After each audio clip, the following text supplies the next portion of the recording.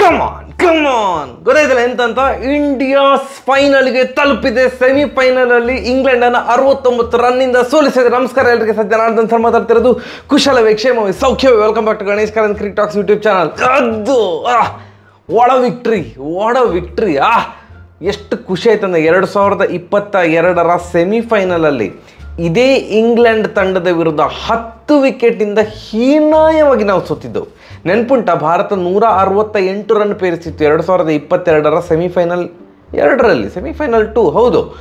And ಅವರು 0 wicket, Alex hails ಮತ್ತು Buttler ಸೇರಿಕೊಂಡು ಒಂದೇ ವಿಕೆಟ್ ಹೋಗಲಿಲ್ಲ, 0 ವಿಕೆಟಲ್ಲಿ ಹೊಡೆದಾಕಿದ್ರು. ಎಂಥ ಹ್ಯುಮಿಲಿಯೇಟಿಂಗ್ ಡಿಫೀಟ್ ಆಗಿತ್ತಂತಂದರೆ ಅದಕ್ಕೆ ಸೇಡು ತೀರಿಸಿಕೊಂಡಿತ್ತು ಭಾರತ. ಎಸ್, ಸತತ 2 ICC ಟೂರ್ನಮೆಂಟಲ್ಲಿ, ICC ವರ್ಲ್ಡ್ ಕಪ್ಪಲ್ಲಿ ಈಗ ಫೈನಲ್ಸ್ಗೆ ತಲುಪಿದಂತಹ ಸಾಧನೆಯನ್ನು ಭಾರತ ಮಾಡಿದೆ. ಪ್ರೀವಿಯಸ್ ಏನು ICC ಟೂರ್ನಮೆಂಟ್ ಯಾವುದು ಅಂತ ಗೊತ್ತುಂಟು. ODI ವರ್ಲ್ಡ್ ಕಪ್ಪಲ್ಲಿ ಫೈನಲ್ಸ್ಗೆ ತಲುಪಿದೆವು, ಸೋತಿದ್ದೆವು. ಬಟ್ ಇದರಲ್ಲಿ ಹಾಗೆ ಆಗೋದು ಬೇಡ ಅಂತ ಆಶಿಸ್ತಾ ಇದ್ದೇವೆ. ಶನಿವಾರ ನಡೆಯುವಂತಹ ಫೈನಲ್ಸಲ್ಲಿ ಸೌತ್ ಆಫ್ರಿಕಾದ ವಿರುದ್ಧ ಭಾರತ ಜಯ ಸಾಧಿಸಲಿ ಅಂತ ಈ ಮೂಲಕ ನಾವು ಪ್ರಾರ್ಥನೆ ಮಾಡಿಕೊಳ್ತೀನಿ. ನನ್ನ ಜೊತೆ ನೀವು ಕೂಡ ಪ್ರಾರ್ಥನೆ ಮಾಡ್ತೀರಿ ಅಂತ ನನಗೆ ಗೊತ್ತುಂಟು. ಒಳ ಸೆಮಿಫೈನಲ್ ಅದು ಫಸ್ಟ್ ಬ್ಯಾಟಿಂಗ್ ಮಾಡಿದಂಥ ಭಾರತ ಆ ಒಂದು ಟ್ರಿಕ್ಕಿ ಪಿಚ್ಚಲ್ಲಿ 171 ರನ್ ಪೇರಿಸಿದಾಗವೇ ಜಯ ಕಟ್ಟಿಟ್ಟ ಬುತ್ತಿ ಅಂತವೇ ಗೊತ್ತಾಗಿತ್ತು. ಯಾಕಂತಂದರೆ ಆ ಪಿಚ್ಚಲ್ಲಿ 150ರ ಮೇಲೆ ಹೊಡೆದ್ರೆ ಭಾರಿ ಟ್ರಿಕ್ಕಿ ಅಂತ ಎಲ್ಲರ ಸಹ ಹೇಳ್ತಿದ್ರೆ. ಯಾಕಂತಂದರೆ ಬಾಲ್ ಬಿಟ್ಟು ಬರ್ತಾ ಇತ್ತು. ಅಂದರೆ ಕೆಲವೊಂದ್ಸಲ ಫಾಸ್ಟಾಗಿ ಬರ್ತಿತ್ತು, ಕೆಲವೊಂದ್ಸಲ ಪಿಚ್ಚಾಗಿ ಸಡನ್ನಾಗಿ ಸ್ಲೋ ಆಗೋದು, ಲೋ ಬೌನ್ಸ್ ಆಗೋದು, ಎಂತೆಲ್ಲ ಆಗ್ತಿತ್ತು. ಆ ಪಿಚ್ಚಲ್ಲಿ 171 ರನ್ ಹೊಡೆದದ್ದು ಇಟ್ಸ್ ಅ ಗ್ರೇಟ್ ಅಚೀವ್ಮೆಂಟ್. ಎಂಥ ಟೀಮ್ ಎಫರ್ಟ್ ಮಾರ. First of all Rohit Sharma ICC tournament ಅಂತ ಬಂದ ಕೂಡ ನಮ್ಮ ರೋಹಿತ್ ಶರ್ಮಾ ಚಿಂದಿ ಮಾತಾಡುವಾಗೇ ಇಲ್ಲ. ಈ ರೋಹಿತ್ ಶರ್ಮನ ಬಗ್ಗೆ ಒಂದಿಷ್ಟು ಟ್ರಾಲ್ಗಳು. ಹೊಟ್ಟೆ ದೊಡ್ಡದಾದರೆ ಏನು ಶಿವ, ಇಲ್ಲಿ ಪರ್ಫಾರ್ಮೆನ್ಸ್ ಬರ್ತಾ ಉಂಟಾ ಅದು ಮುಖ್ಯ. ಎಂತ ವಡಪ ಹೊಟ್ಟೆ. ಈಗ ನಮಗೆ ಏನು ಆಸ್ಟ್ರೇಲಿಯಾದ ಮೇಲೆ ಆಗಿರಬಹುದು, ಇಂಗ್ಲೆಂಡ್ ಮೇಲೆ ಆಗಿರಬಹುದು, ಸೇವ್ ಮಾಡಲಿಕ್ಕೆ ಬೇಕಾದದು ಅದೇ ವಡಪ ಹೊಟ್ಟೆ ಇರುವಂಥ ರೋಹಿತ್ ಶರ್ಮಾ ಅವರೇ. ಸೂಪರ್ ಕ್ಯಾಪ್ಟನ್ಸ್ ನಾಕ್, ಅದೇ ಫಾರ್ಮನ್ನು ಕಂಟಿನ್ಯೂ ಮಾಡಿದರು. ಲಾಸ್ಟ್ ಮ್ಯಾಚ್ ಏನು ಆಸ್ಟ್ರೇಲಿಯಾ ವಿರುದ್ಧ 92 ಹೊಡೆದಿದ್ರಲ್ಲ, ಇವತ್ತು ಸಹ ಹೈಯೆಸ್ಟ್ ಸ್ಕೋರರು ಭಾರತಕ್ಕೆ ರೋಹಿತ್ ಶರ್ಮಾ ಅವರು. ಅನ್ಫಾರ್ಚುನೇಟ್ಲಿ ಮತ್ತೊಮ್ಮೆ ಕೊಹ್ಲಿ ಅವರು ಓಪನಿಂಗಲ್ಲಿ ವೈಫಲ್ಯ ಕಂಡರು, 9 ರನ್ನಿಗೆ ಔಟ್ ಆದರು. ನಂಗೆ ಗೊತ್ತಾಗ್ತಾ ಇಲ್ಲ ಮಾರ, ಯಾಕೆ ಓಪನರ್ ಆಗಿ ಆಡಿಸ್ತಾ ಇದ್ದಾರೆ T20ಯಲ್ಲಿ ಕೊಹ್ಲಿ ಅವರನ್ನಂತ. ನಂಬರ್ 3ಯಲ್ಲಿ ಆಡಿಸ್ಲಿ, ಈಗ ಹೇಳೋದು ನಂಬರ್ 3ಯಲ್ಲಿ ಆಡಿಸ್ಲಿ ಕೊಹ್ಲಿ ಅವರನ್ನು. ಓಪನರ್ ಆಗಿ ಜೈಸ್ವಾಲ್ ಅವರು ಬರಲಿ ಆ್ಯಂಡ್ ದೂಬೆ ಅವ್ರನ್ನ ಆಯಿತು ಫೈನಲಿಗೆ ಕೂರಿಸಿ, ಇಟ್ಸ್ ಓಕೆ. ಎಂತ ಮಾರ ಸಡನ್ನಾಗಿ ಎಕ್ಸ್ಪೆರಿಮೆಂಟಾ. 2007 ವರ್ಲ್ಡ್ ಕಪ್ ವಿನ್ ಆದಾಗಲೂ 2007 ಅಲ್ವಾ ಸ್ಟಾರ್ಟ್, 7ರಲ್ಲಿ ವಿನ್ ಆದಲ್ವ ನಾವು T20 world cup.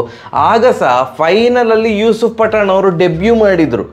It was a debut match for Yusuf Pathan. So ಅಲ್ಲಿ ಸಹ ಎಕ್ಸ್ಪೆರಿಮೆಂಟ್ ಮಾಡಿದ್ರಲ್ಲ. ನಾನು ಡೆಬ್ಯೂ ಮ್ಯಾಚ್ ಆಡಿಸಿ ಅಂತಲೇ ಹೇಳ್ತಾ ಇಲ್ಲ, but Jaiswal is technically very sound batsman. ಬನ್ನಿ ಓಪನರ್ ಆಗಿ ಆಡಿಸಿ, ಆಯಿತು, ಸಣ್ಣ ಎಕ್ಸ್ಪೆರಿಮೆಂಟ್ ಮಾಡಿ, ತಪ್ಪೇನುಂಟು. ಎನಿವೇಸ್, ಕೊಹ್ಲಿ ಅವರು 9 ರನ್ನಿಗೆ ಔಟ್ ಆದರು, ಪಂತ್ ಅವ್ರು 4 ರನ್ನಿಗೆ ಔಟ್ ಆದರು. ಭಾರಿ ಸಂಕಷ್ಟದ ಸ್ಥಿತಿ. ಎಂತ ಮಾರೆ, ಪವರ್ ಪ್ಲೇಯಲ್ಲೇ 2 ವಿಕೆಟ್ ಹೋಗಿದೆ, ರನ್ ಬರ್ತದ ಇಲ್ವಾ? ಸೂರ್ಯಕುಮಾರ್ ಯಾದವ್ ಮೇಲೆ ಪ್ರೆಷರ್, ರೋಹಿತ್ ಶರ್ಮಾ ಅವ್ರ ಮೇಲೆ ಆಫ್ಕೋರ್ಸ್ ಪ್ರೆಷರ್ ಇರ್ತದೆ, ಕ್ಯಾಪ್ಟನ್ ಬೇರೆ. ಬಟ್ ಅವರಿಬ್ಬರು ಸೇರಿಕೊಂಡು ಏನು ಬ್ಯಾಟಿಂಗ್ ಮಾಡಿದ್ರು ಮಾರೆ. ರೋಹಿತ್ ಶರ್ಮಾ ಅವರು 140 ಸ್ಟ್ರೈಕ್ ರೇಟಲ್ಲಿ 57 ರನ್ ಹೊಡೆದ್ರು 39 ಬಾಲಿಗೆ. ಆ ಪಿಚ್ಚಲ್ಲಿ 39 ಬಾಲಿಗೆ 57 ರನ್. ಆಫ್ಕೋರ್ಸ್ 6 ಇದ್ದೇ ಇರ್ತದೆ. 6-4 2 6 ಹೊಡೆದ್ರು. ಅವರಿಗೆ ಕರೆಕ್ಟಾಗಿ ಸಾಥ್ ಕೊಟ್ಟದ್ದು ನಮ್ಮ ಸೂರ್ಯಕುಮಾರ್ ಯಾದವ್ ಅವರು 47 ರನ್ ಹೊಡೆದು ಔಟ್ ಆದರು. 36 ಬಾಲಿಗೆ 47 ರನ್ ಹೊಡೆದು ಔಟ್ ಆದರು. ಅದಾದಮೇಲೆ ಲಾಸ್ಟಿಗೆ ಫಿನಿಶಿಂಗ್ ಟಚ್ ಕೊಡಲಿಕ್ಕೆ ಬಂದಂಥದ್ದು ಪುಣ್ಯ ದೂಬೆ ಅವರಕ್ಕಿಂತ ಮುಂಚೆ ಜಡೇಜಾ ಅವ್ರನ್ನ ಕಳಿಸಿದ್ದು ನಂಗೆ ಭಾರಿ ಖುಷಿ ಆಯಿತು. ಫಸ್ಟಿಗೆ ಸೈಕಾಗಿತ್ತು, ಯಾಕೆ ಅಂತ ಮತ್ತೆ ಹೇಳ್ತೇನೆ, ಒಳ್ಳೇದಾಯಿತು ಅಂತ ಯಾಕೆ ಹೇಳಿದೆ ಅಂತ. ನಮ್ಮ ಹಾರ್ದಿಕ್ ಪಾಂಡ್ಯ ಅವರು ಮಾರ ಸೂಪರಾಗಿ ಆಡಿದರು. ಕ್ರಿಸ್ ಜಾರ್ಡನ್ ಅವರ ಒಂದು ಓವರಲ್ಲಿ ಇನ್ನೇನು ರನ್ ಗತಿ ಕೆಳಗೆ ಬರ್ತಾ ಉಂಟು, ಭಾರಿ ಕಷ್ಟ ಆಗ್ತಾ ಉಂಟು. 150 ರನ್ಸ್ ಹೊಡಿಲಿಕ್ಕಾಗೋದು ಡೌಟ್ ಅಂತ ಅಂದ್ಕೊಳ್ತಿರುವಾಗ ಕ್ರಿಸ್ ಜಾರ್ಡನ್ ಅವರ ಓವರಲ್ಲಿ 2 ಫ್ಲ್ಯಾಟ್ ಜುಬ್ ಅಂತ 2 6 ಹೊಡೆದ್ರಲ್ಲ. ಮೂರನೇ 6 ಹೋಗ್ತಿತ್ತೆ, ಇನ್ನು ಚೂರು ಪವರ್ ಬೇಕಿತ್ತು. 3ನೇ ಬಾಲಿಗೆ ಅವರು ಔಟ್ ಆದರು.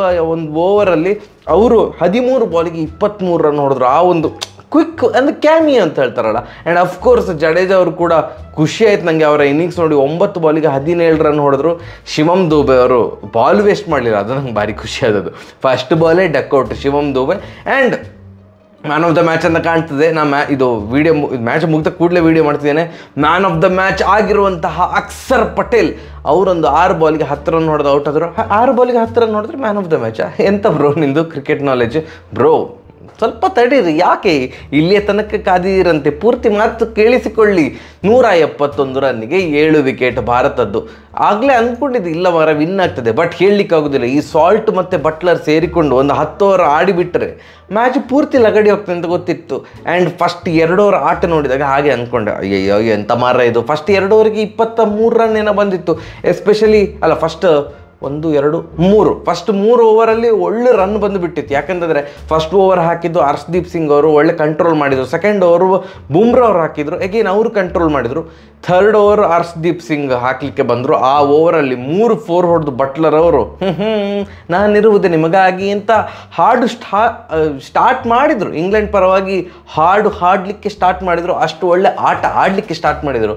ಆ್ಯಂಡ್ ಒಂದು ರೋಹಿತ್ ಶರ್ಮಾ ಅವರು ಒಂದು ಎಕ್ಸ್ಪೆರಿಮೆಂಟ್ ಮಾಡಿದರು. ಆ ಒಂದು ಕ್ಷಣದಲ್ಲಿ ಬುಮ್ರಾ ಅವರಿಗೆ ಸೆಕೆಂಡ್ ಓವರ್ ಕೊಡಲಿಲ್ಲ. 4ನೇ ಓವರ್ ಹಾಕಲಿಕ್ಕೆ ಬಂದದ್ದು ಯಾರು? ಅಕ್ಷರ್ ಪಟೇಲ್ ಅವರು. ಅಕ್ಷರ್ ಪಟೇಲ್ ಫಸ್ಟ್ ಬಾಲಲ್ಲೇ ಢಮಾರ್ ಬಟ್ಲರ್ ಅವರ ವಿಕೆಟ್ ತೆಗೆದರು. ಅಕ್ಷರ್ ಪಟೇಲ್ ಅವರು ಅವರ 2ನೇ ಓವರಿನ ಫಸ್ಟ್ ಬಾಲಲ್ಲಿ ಮತ್ತೊಮ್ಮೆ ವಿಕೆಟ್ ತೆಗೆದರು. ಅಕ್ಷರ್ ಪಟೇಲ್ ಅವರು ತಮ್ಮ 3ನೇ ಓವರ್ನ ಫಸ್ಟ್ ಬಾಲಲ್ಲಿ ಮತ್ತೊಂದು ವಿಕೆಟ್ ತೆಗೆದರು. ಅಲ್ಲಿಗೆ ಮ್ಯಾಚ್ ಪೂರ್ತಿ ಲಗಾಡಿ ಹೋಯಿತು ಇಂಗ್ಲೆಂಡ್ ಪಾಲಿಗೆ. ಯಾಕಂತಂದರೆ ಆ್ಯಂಡ್ ಮಿಡ್ಲಲ್ಲಿ ಬುಮ್ರಾ ಅವರು ಸಾಲ್ಟ್ ಅವ್ರನ್ನ ಒಂದು ಬೋಲ್ಡ್ ಮಾಡಿ ಹಾಕಿದರು. ಪವರ್ ಪ್ಲೇಯಲ್ಲಿಯೇ ಪವರ್ಲೆಸ್ ಟೀಮ್ ಆಗಿ ಹೋಯಿತು ಇಂಗ್ಲೆಂಡ್ ತಂಡ. ಯಾಕಂತಂದರೆ Salt out, Buttler out, 1 down ಆಗಿ ಬಂದಂತಹ ಮೊಯಿನ್ ಅಲಿ ಅವರು ಔಟು, ಬೇರ್ಸ್ಟೋ ಅವರು 0 ಸುತ್ತಿದ್ರು, ಇದು ಸ್ಯಾಮ್ ಕರನ್ ಅವ್ರ ಔಟ್, ಎಲ್ಲರೂ ಸಹ ದಡ ದಡ ದಡ ಅಂತ ಔಟ್ ಆಗ್ತವೇ ಹೋದರು. ಎಲ್ಲಿ ಕೂಡ ಚೇತರಿಕೆ ಕಾಣಲೇ ಇಲ್ಲ. 103 ರನ್ನಿಗೆ ಆಲ್ ಔಟ್.